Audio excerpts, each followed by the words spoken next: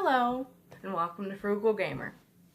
So today we're going to be talking about the 5 pacifist games. So this is a list that I kind of came up with on the spot, and because there's been a lot of controversy over games being violent and sexist and blah blah blah. And I'm just sitting here like you're whining over something that is likely relevant to either the story, the person, or the time period. And sometimes it's just the friggin' location of it. Like, these people that whine and complain about it, they seem to not realize that this is very related to what's going on in the game. But for those of you that just prefer to not let your kids play those games just because you fear that they're gonna end up being serial killers or whatever, here are the 5 pacifist games. Number 1 is Animal Crossing. Now, Animal Crossing is a series of games. It started with the N64, where it was Animal Crossing E+, and then there was the GameCube one, where it was Animal Crossing Growing Population. There was the DS version, the original DS version, where it was Animal Crossing Wild World. They had a Wii version where it was Animal Crossing City Folk. They have a 3DS version of Animal Crossing, which is called New Leaf. I believe they are making or have made a Switch Animal Crossing. They also have a mobile Animal Crossing available now. So this is one of those games where nobody dies, you can't do anything. Literally, the closest thing that you get to any death is the scorpion and tarantula that are crawling on the ground if you get one late enough. And they end up going in the water, so they end up killing themselves. But it's not one of those things where it's all like, oh, they killed themselves. You know, it's not super obvious. It's not like bubbles come up or anything. It's just, floop, and then it's gone. That's literally it. Or you can crush a bug or something like that. But it's not something that it shows blood and, you know, it actually shows the act of something dying. Animal Crossing is a game about fishing and bug catching and pretty much just collecting, and basically throughout this time you make friends with the characters and whatnot. You have shops that you can go to, you have a house that you can fill up with stuff that you want, etc., etc.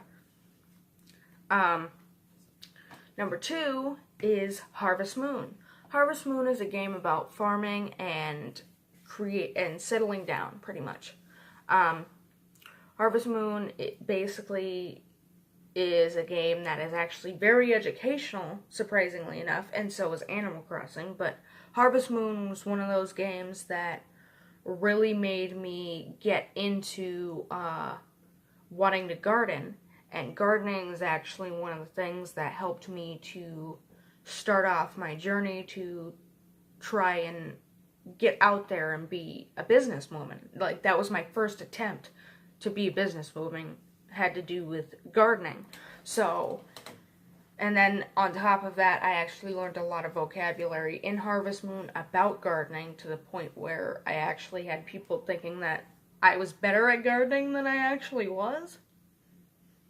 But there is no death. The closest thing to death that you will find in this game is when you pass from the first year to the next year. Somebody does die in a couple. Well, there's more than one, so I guess I really shouldn't say that there's no death in it. But yeah, there's minimal death in it. You don't actually get to see the death. It's usually of old age that they die. They don't die of any sort of illness, as far as I know. If I'm wrong, please let me know in the comments, and I'm so sorry if I am wrong. Number 3 is Monkey Balls. Now, Monkey Balls is a game that is for the GameCube. I don't know if they made anything past the GameCube. I'm not sure, but I do know that Monkey Balls was a game where there would be these monkeys in little balls, and what you would do is you would be able to play games with these, with the ball. For example, you were able to do this obstacle course where if you didn't make it onto the platform, you would go in the water and everything. Now, technically, the monkey didn't die because the thing didn't break, so there's no death in it. But yeah, Monkey Balls is a game that's pretty much just about playing games and getting through obstacle courses depending on which one you get. Number 4 is Princess Tomato in the Salad Kingdom. Now, Princess Tomato in the Salad Kingdom is an NES game, so if you are a retro gamer or you only allow your kid to play retro games, Princess Tomato in the Salad Kingdom is one of those things where there's no real death in it. There's attempts of death, but you end up getting out of it. They don't actually let you die or anything like that. There's no violence at all in it, and it's pretty much just a game where you go through. It's an adventure game pretty much, and you go through and you do little odd jobs for people so that you could get answers to certain questions so that you can save Princess Tomato. Number 5 is Marvelous Mistake. Now, Marvelous Mistake is actually a PC game. So, for those of you who have a PC and that's pretty much the only thing you allow your kid to use, or, you know, something like that, you can actually go on Steam if you're a gamer. You can go on Steam and get Marvelous Mistake. I'm sure it's available in other places, but Marvelous Mistake is pretty much where you play as a redheaded woman who is a thief trying to steal paintings and sculptures from a museum. That's it. And it gets more difficult as you go on. You have to not get caught. That's all it is. So, I mean, if you don't care that, you know, it's, you know, crime-ridden, but you just don't want it to be violence, then there you go. But that's all the time I got for today. I'll see you guys next time.